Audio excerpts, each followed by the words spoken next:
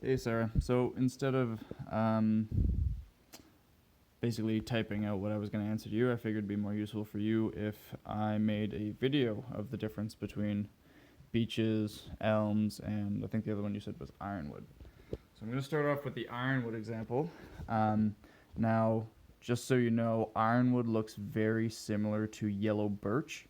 Now, and you shouldn't have any trouble with that because ironwood bark and yellow birch bark look very, very different. So in a testing situation, that should never be confused. But if you just have the leaf sitting in front of you, that could be a little bit of a problem. So again, looking at the ironwood leaves, they're these very tiny but lots of teeth. And the leaf shape is mostly distinct by this one. It's kind of a little bit longer, a little bit thinner. It's not very fat like this way. Ignore that one. It's a little bit of a weird one. But yeah, and it tapers to this tip right here. But ironwood, go back through my videos and take a real close look at ironwood bark. It's really thin and really strippy. It kind of almost looks like cedar. So that would be a good way to differentiate ironwood. Try not to do it from the leaves. Try and work from the bark. Moving on, we're going to go beech. So right here is American beech, and the only other one you have is European beech. And so the first thing, again, with this leaf shape, it's longer and thinner. European beech is usually a bit shorter and fatter, so take that into consideration. But the most important thing for me is these teeth. So with American beech, each lateral vein ends with a pretty aggressive tooth right here. So you can see that for each of these lateral veins, they end in a tooth. And those lateral veins, if you look across like the entire section of the leaf, are pretty evenly spaced and very, very, very straight. So that's a good way of differentiating European and American beech. I'm going to go over to my computer here because I don't have an actual sample of American beech. But so this is European beech, right? So we can see again, there are these really long, straight and evenly spaced lateral veins, but you can see not each of them ends in a tooth, or at least if it does, the tooth is kind of just a wave. It's not a point. So again, we can go back to the other one and see each of these ends in a very distinct point, or a very distinct tooth, whereas with, nope, go away from you. No, I didn't want to click you. There we go. Whereas with European beech, it kind of ends in a wave, or it doesn't even end with a tooth at all. Like you see this one here, it doesn't do anything. So that's ironwood and the two beeches. Hopefully you got those two down. Also, if there's any problem, just email me and I'll try and figure something else out. Now, the three elms, that's a bit more of a pain. So I'm going to start off with the kind of, I'll say easy one, but it's not really easy. So this is Scots elm, or sometimes called a witch elm. Don't worry about that.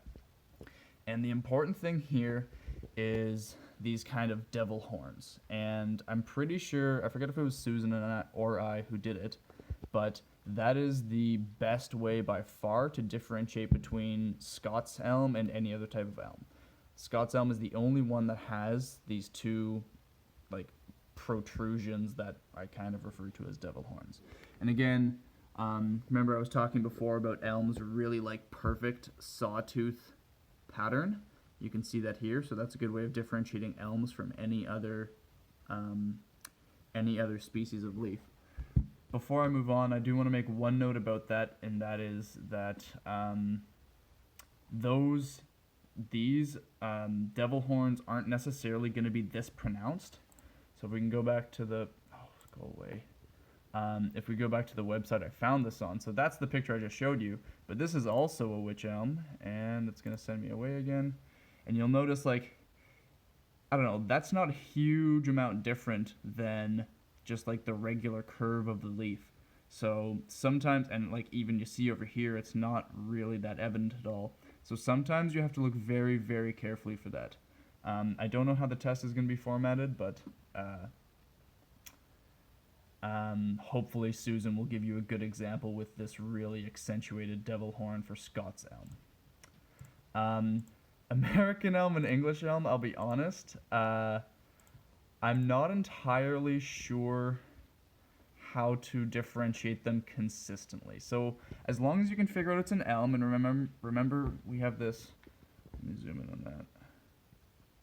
We have this like perfect sawtooth pattern for the elms.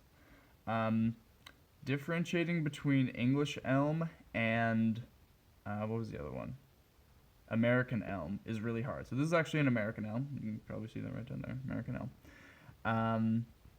And where's the English elm? This is an English elm. So not a whole lot different. I think I would say that the leaves, the perfect sawtooth pattern is a little less perfect, but I wouldn't necessarily use that. Normally, I tell them apart because there aren't a whole lot of American elms left. Dutch elm disease kind of killed them off, and if you see street trees in Toronto, they're most likely English elms because that is what was planted afterwards. English elms also normally have slightly shorter leaves than American elms do, but yeah, I'll be honest, that's a really tough one.